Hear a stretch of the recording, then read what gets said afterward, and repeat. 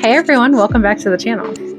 Today we're talking about something that can literally transform every area of your life, and that is self-discipline. And not just any approach to self-discipline, but strategies that actually work and stick. Self-discipline isn't just about punishment or restriction, it's about freedom.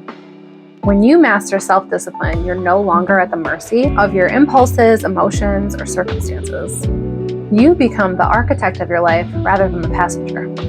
So whether you're on a healing journey, pursuing better health, advancing your career, or seeking self-sufficiency, self-discipline is a fundamental skill that makes everything else possible. By the end of this video, you'll have practical, science-backed strategies to build self-discipline that last. Let's dive in. Understanding self-discipline. Section 1. First, let's clarify what self-discipline actually is. It's not about willpower or forcing yourself to do things you hate. True self-discipline is about aligning your daily actions with your deepest values and long-term goals. When we lack self-discipline, we experience a disconnect between what we should do and what we actually do. That gap creates suffering, the regret, shame, and frustration, knowing we're capable of more. Here's the good news. Self-discipline is a skill, not a personality trait. That means anyone, yes, including you, can develop it with the right approach. The latest neuroscience shows that self-discipline is like a muscle. It can be strengthened through consistent practice, but it also requires proper rest and recovery. Trying to be disciplined in everything all at once is kind of like trying to run a marathon with no training. You'll burn out fast. So let's look at how to build this muscle systematically. Section 2, the foundation, healing your relationship with discipline. Many of us have a traumatic relationship with discipline. Maybe you associate it with punishment, restriction, or even abuse from childhood. Or perhaps you've tried to force yourself into rigid routines that ultimately failed, leaving you feeling worse than before. Before building self-discipline, we first have to heal this relationship. Let's reframe. Self-discipline isn't about punishing yourself. It's about caring for your future self. It's an act of self-compassion, not self-control. Try this exercise. Think about something you're struggling to be disciplined about. Now imagine your best friend or someone you really care about was facing a similar struggle. What advice would you give them? Would you call them lazy or worthless? Or would you be understanding while encouraging positive change? Give yourself the same compassion. Self-discipline flourishes like anything in an environment of self-acceptance, not self-criticism. Another crucial mindset shift. Stop seeing discipline as sacrifice. See it as choosing what you want most over what you want right now. This simple reframe transforms discipline from deprivation to empowerment. I have had to do this on my own journey. I was someone who grew up, just hearing not nice things said to you, so that plays in your brain and it affects your relationship. And so, I've had a little mix of all of these. And I really started I think when I first started to get myself to be disciplined, the first thing I did was trying to be harsh and be like, you gotta do it. Just, whip myself into shape. But then I was like, okay, well, this isn't lasting. So how else can I change this? More research, yada, yada. You have to be more compassionate to yourself. Part of me believed that was wrong. Part of me fully was conditioned to think that you couldn't be successful if you're being nice to yourself, right? You can't motivate yourself by being kind. Well, you can, because I'm still a hard ass, but in a more nurturing way. I will say when I got my cat, I practiced this very much with her because I noticed my initial reactions with her and my, the responsibilities you have with a pet and all these other things that were going on. I just did not like my initial response. I was saying things and I was like, oh, that's not me. And now I I've gone through the different ways of letting go, but I really did practice okay, she's a cat. It's a kid. They don't deserve to be talked to like that. What am I doing? So I had to let go of the shame, heal that relationship, and now she's my sweet baby, which I do allow myself to express frustration now. But learning to practice that with her then in turn helped me feel more comfortable doing that for myself. So in a similar way, I used my cat versus how I would talk to one of my friends in my own journey, because for whatever reason that felt safer. Yeah. I turned that inward, and now I'm just like naturally supportive and encouraging even when I'm competing, which frustrates some people, but you know what? It's okay. It's just me. And I can still roast with the best of them, but like, I don't know, I gotta be in the mood. But yeah, so I did this for myself, and I had to learn self-compassion pairs with self-discipline. If you're just being mean to yourself or harsh or, militant, you might do it, but you're still going to be doing it from a place of almost resentment versus the willingness and openness to be like, yeah, this is what I want. This is what, to be more disciplined in your decision making. And now I kind of more also will like work with myself, be like, okay, this is how much I don't, because I'm learning to function more in tune with my natural state, my energy levels as they fluctuate, yada, yada. Taking a minute to like really check in with myself, not just make decisions based off of what I want to do right this second, or what I want to do tomorrow, or like just short-term stuff. I've learned to start thinking more long-term with just having ideas or a direction in which I want to go. Yeah, being more intentional. I say that a lot, but it's really changed a lot of perspective. Yeah, I've done a lot of rewiring in my brain. So doing it from a compassionate place, you'll still be able to get stuff done. You can't baby yourself. Like, you have to be real, but you just don't have to be abusive, I guess is what I'm trying to say. Section 3, practical strategies for health and well-being. So now when it comes to health, consistency trumps intensity every time. Here are 4 steps on how to build sustainable discipline. 1, we're going to start ridiculously small. Instead of committing to an hour at the gym, commit to putting your workout clothes on. Instead of overhauling your entire diet, commit to drinking a glass of water before each meal. These micro commitments bypass resistance and build momentum. Number 2, you want to design your environment. Willpower is a limited resource. Don't rely on it. Instead, redesign your environment to make healthy choices easier. Keep nutritious foods visible and accessible. Sleep in your workout clothes if getting up for a morning exercise is challenging. And you can put your phone in another room while you're working for less distraction. Number 3, we want to track habit streaks. The visual progress of a habit tracker creates powerful momentum. Your brain releases dopamine when you mark off a day, thus creating a positive feedback loop that makes discipline easier. I know even when I mark the day, I just went and bought a paper calendar again, because there was just something about marking the day off. Like, the day is over when it's over, like at night. It works. And for the last one, we want to develop body awareness. Many health-related discipline issues actually stem from disconnection from our bodies. Practice daily body scans to notice how different foods, activities, and choices actually make you feel. And when you clearly connect actions with their physical effects, discipline becomes more intuitive.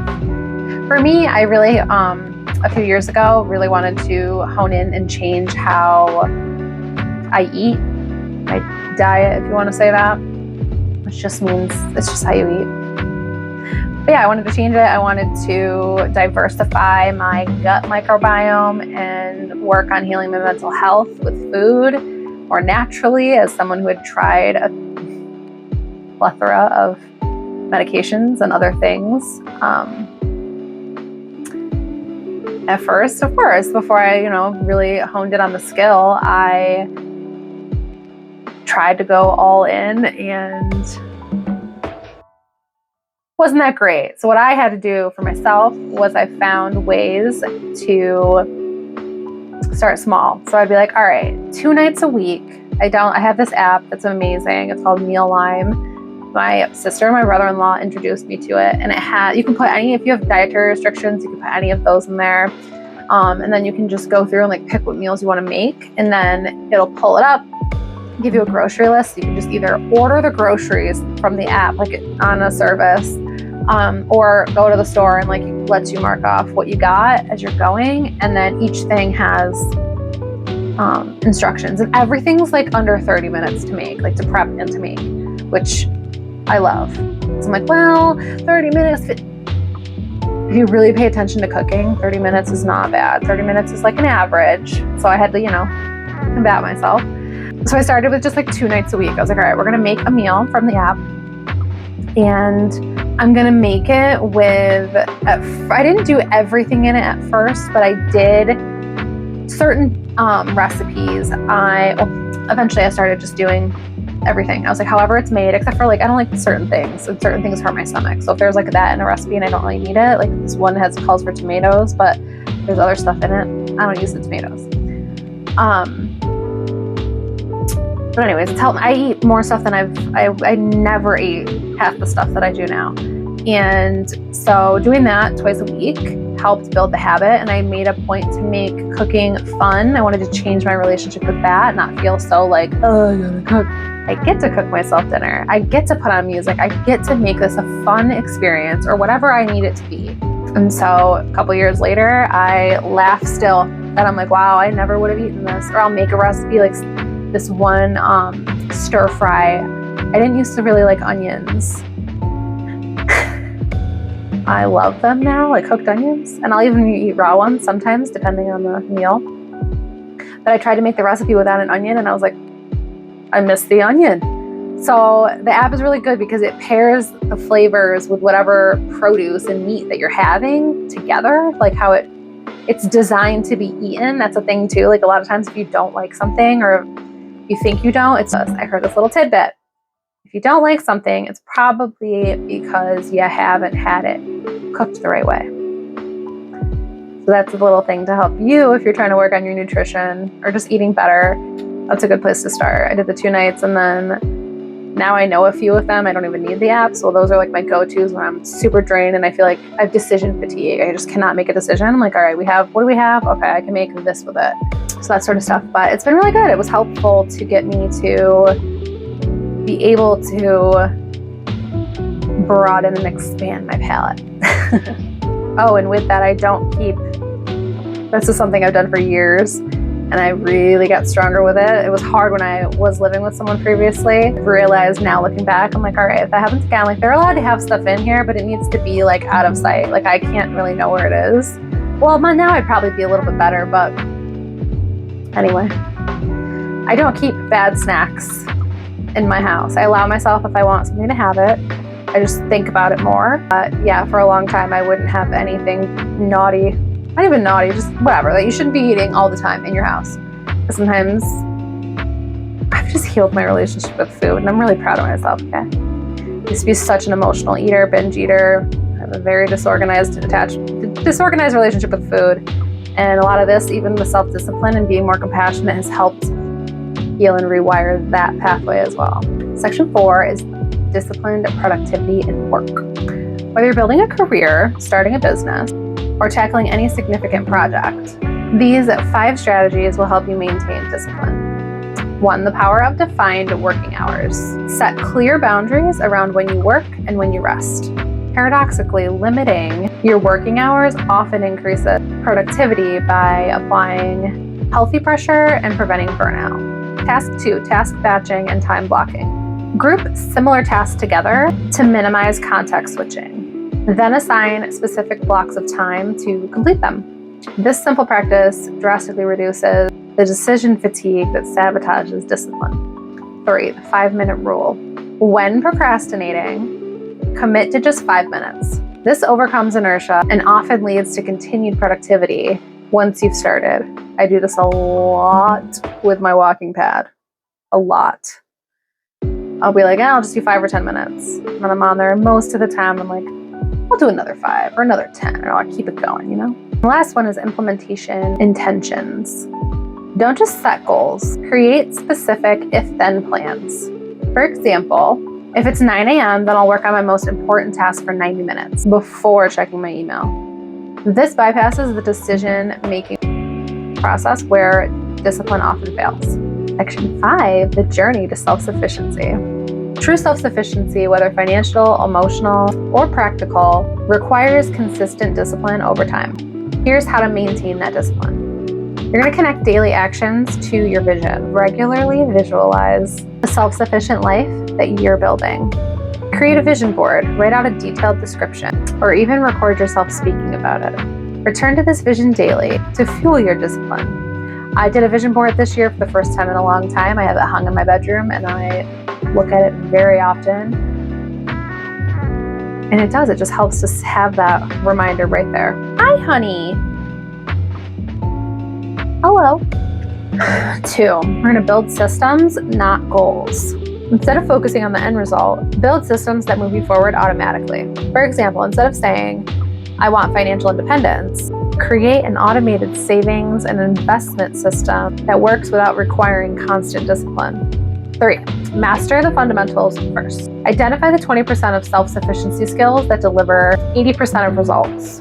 Focus your disciplined efforts there before expanding. For many, this means mastering basic financial literacy, emotional regulation, and practical skills. 4, create accountability structures. Find an accountability partner. Join a community with similar goals, or use apps that provide external accountability. These structures support your discipline when internal motivation fluctuates. And 5, practice progressive independence. You want to start with small areas of self-sufficiency and gradually expand. Each success builds confidence and strengthens your discipline muscle for bigger challenges. 6, overcoming discipline obstacles. Even with the best strategies, everyone faces obstacles to discipline. Here's how to navigate the most common ones. 1, when motivation disappears, accept that motivation naturally fluctuates. On low motivation days, return to your micro commitments and focus on maintaining momentum, not progress. 2, after breaking a streak, the what the hell effect happens when one slip up leads to abandonment. Counter this by planning your comeback in advance. Decide how you'll respond to inevitable lapses. Another obstacle is during high stress periods. Stress depletes the mental resources needed for discipline. During highly stressful times, temporarily simplify your expectations while maintaining minimal routines for your well-being. When facing resistance from others, sometimes friends or family unconsciously sabotage our effort for discipline. Communicate your goals clearly. Set boundaries when necessary, and find supportive communities that reinforce your new habits. And 5, when progress feels slow, keep a wins journal to document even tiny successes. Regularly review it to maintain perspective when progress seems minimal. I, over time, have set myself up for certain things that are non-negotiable for me, no matter what's going on or what I'm feeling. Especially certain things I know that will keep my cup filling even when it's like depleted. Some of mine are like, I need to walk or move my body every day, no matter what. I will have days where my body cannot do anything, and so I'll at least stretch, if not do yoga. Walking and yoga, I try to do every day. Meditation is like a non-negotiable, and then I just try my best to just fuel my body. That's how I look at eating. I'm like, it's fueling me to keep going and do what I need to do. I've faced, oh my gosh, me not drinking, let alone how I eat, has been very difficult for other people, and it's taken a lot of discipline to follow through, to stick to what I'm doing for myself. And then, because I am who I am, helping to educate people that you can still do what you want to do. I personally would just like something different for myself. I can still have a good time, and I'm still a good time, I'm still fun without drinking alcohol.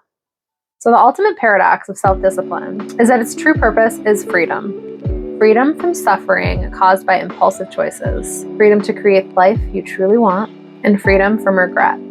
As you implement these strategies, remember that perfect discipline isn't the goal. Consistency and self-compassion are what matter. Each time you choose your long-term well-being over your immediate comfort, you're strengthening your discipline muscle and expanding your capacity for joy. The journey to self-discipline is exactly that. It's a journey. There will be setbacks and victories, struggles and breakthroughs, but with each step, you're moving toward a life of greater choice, purpose, and fulfillment. I'd love to hear which of these strategies resonates most with you, or any questions you have about implementing them into your life. Drop a comment below, and if you found this helpful, please like and subscribe for more content on creating your best life. Until next time, remember, the most powerful choice you make today is to act in service of who you want to be tomorrow. Thank you so much for hanging out with me, and we'll see you in the next video.